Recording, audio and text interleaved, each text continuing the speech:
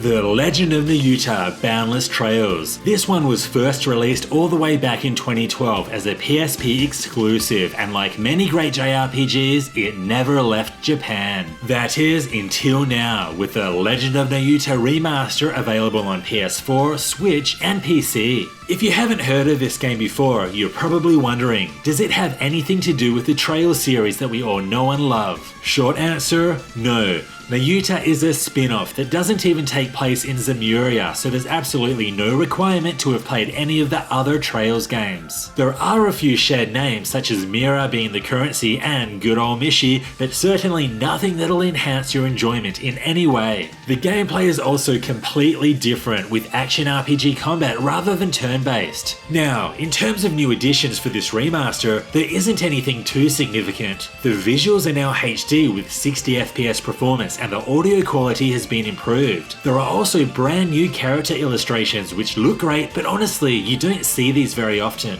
But the question remains, is The Legend of Nayuta worth playing, and does it have the magic of the other games in this epic series? Before we get into this spoiler-free review, if you liked this video, it would help me out a lot if you hit that like button and sub for more RPG content coming soon, and hit that super thanks if you'd like to support the channel. I'd also like to thank NAS America for the review code, and all footage that you see is taken from the Switch version of the game. Alright, let's get into it.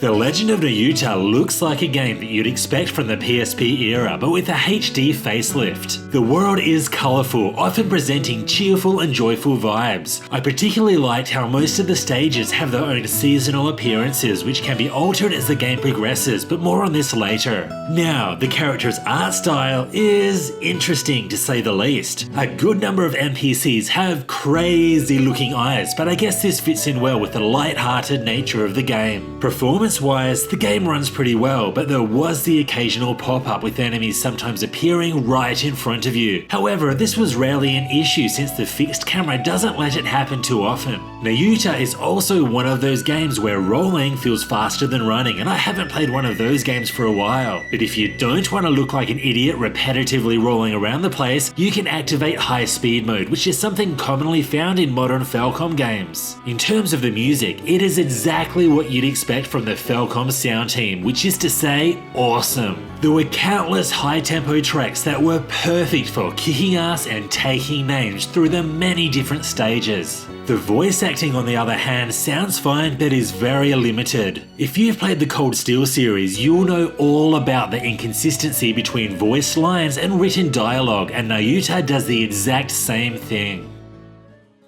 The Legend of Nayuta begins with Nayuta and his friend Signa returning home to Remnant Island. This island is known for being the destination of many shooting stars that have been falling from the sky for quite some time. Examining these fallen star fragments allow people to see glimpses into the other world known as Lost Heaven. Shortly after returning home, Nayuta and Signa decide to become handymen, tasked with helping people around town with their requests. What a JRPG way to start a game. I forgot to make my lunch. Please help. I need to train you with a sword. Please help. I need you to pick out a gift for my wife because I'm a useless husband and I'm sure a 15-year-old knows her better than I do.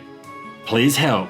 Anyway, after completing a few life-saving jobs, Nayuta and Signa find themselves transported to another world, Lost Heaven. After saving the fairy Noi, they get involved in saving the world from a mysterious villain. This chapter-based story will see Nayuta and Noi continually traveling back and forth between the two worlds, working to restore normality back to the different regions of Lost Heaven. Nayuta's story is fairly basic, with the occasional mystery popping up as the game progresses. It starts off really slow but does eventually pick up towards the end of the game. If you're after something as complex and elaborate as the other Trails games, you've come to the wrong place, as Nayuta is more about the action, which is where the game truly shines. As I mentioned before, you will constantly be traveling between Remnant Island and Lost Heaven. Remnant Island acts as the game's hub, where you can talk to the weird-looking NPCs, buy gear for Nayuta and Noi, and take on the majority of side quests on offer. Lost Heaven, on the other hand, is where the party's at. There are several main regions to work through, each with multiple stages that need to be completed, usually in a linear manner. As you complete each stage, more story will be revealed, and when you defeat the major boss of of the region, the next area will be accessible. I thought that there was a good amount of variation between each stage and region, with many stages having their own unique obstacles. Furthermore, after you reach a certain point of the game, you'll be able to change the season of each of the main regions, providing brand new challenges for each stage. Not only does the stage's appearance change to reflect the season, but different monsters and new areas will also open up. Reaching the end of the stage is one thing, but it's completing the mission objectives that is truly addictive. Each stage has 3 different objectives. The first is finding the 3 large purple crystals. The second is locating the hidden treasure chest. And the last is a mission, which is different every time. This could be something like reaching the end of a stage in a certain amount of time, completing a stage without using healing items, or my least favorite, reaching the end without falling off any platforms. All those years of Mario did not help me out at all. Fulfilling some of these objectives even require certain skills that are acquired later in the game, such as the ability to destroy large boulders. For this reason, you'll need to play some stages more than once if you want to obtain every star. These stars aren't just collectibles either. They contribute to your swordsman book, which can be exchanged to learn a load of new sword techniques. This could be something like additional combo attacks or a brand new type of attack with different button combinations. I felt that this progression worked very well, as it was both the perfect reward for obtaining these stars and also ensured that you'll constantly be bringing something new into combat. In fact, trying to complete each objective and hunting down everything hidden in each stage was where I found the most enjoyment in the game. The only issue that I had in this regard is that there are often areas that you can't jump to when it really looks like you should be able to. Like here, for instance, it looks like you should be able to jump over to the ground below, but there's an invisible barrier that prevents that from happening. Instead, you'll have to find the proper way there, the way that the developers wanted you to go, and this really took away from the immersion at times. Legend of Nayuta features a simple yet fun action-based combat system. You take control of Nayuta, running, jumping and rolling around each stage, avoiding environmental obstacles and battling loads of foes. Most of your attacking will be done through basic melee attacks where you can string together simple combos. There are 2 weapon types to choose from, with one-handed swords being less powerful but faster than two-handed swords, but in reality these didn't change my playstyle at all. The other 3 face buttons are jump, roll and art casting, which sounds fairly standard and it would seem to be pretty easy to learn, but something about this button mapping made it difficult for me to get used to. It's like everything was the opposite to what my muscle memory has been training my entire life for. Even at the end of the game, I was frequently rolling off edges instead of, jumping over them, but this was probably just a me problem.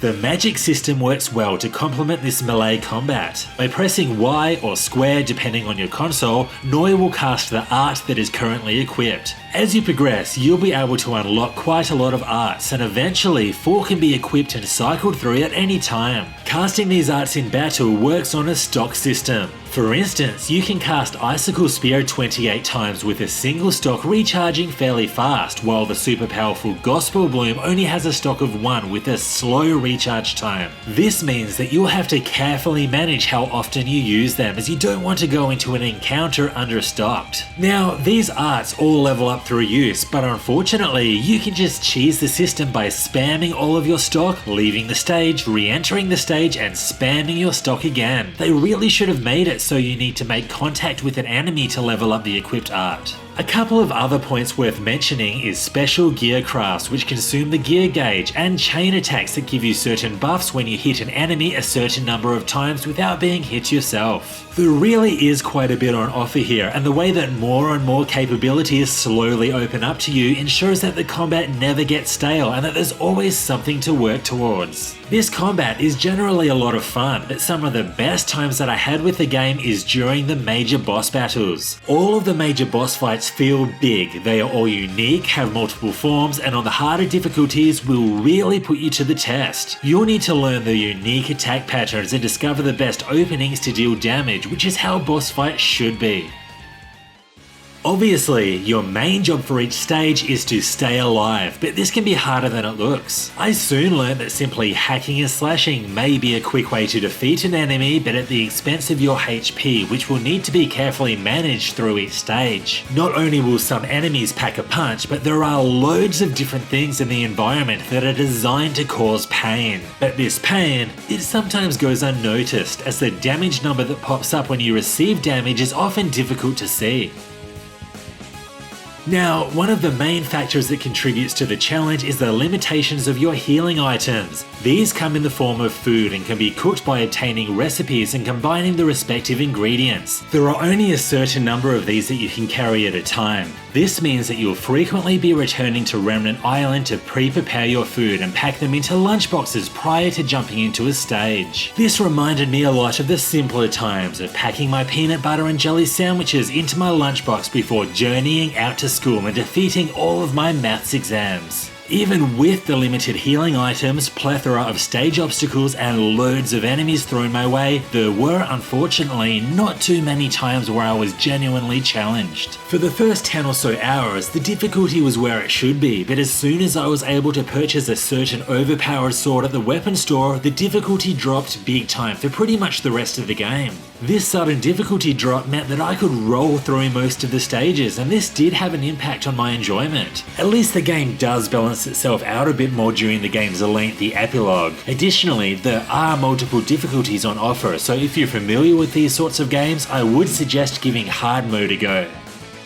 The main story will only take around 20 to 25 hours to complete, but for you completionists out there is quite a lot of extra content to sink your teeth into. Firstly, there's a museum. It starts off pretty much empty, but you'll be able to fill it up by selling items that you find during your travels. It will also take some extra time to get all 3 stars in each of the levels, learn all of the sword techniques, unlock all of the arts, and take on the additional difficulty levels. Then there's the in-game achievements. There are loads of these, some of which I didn't even come close to completing. Now, these achievements will provide you with special points that can be spent on unlocking loads of extra things in the New Game Plus, and this adds a lot to Nayuta's replayability.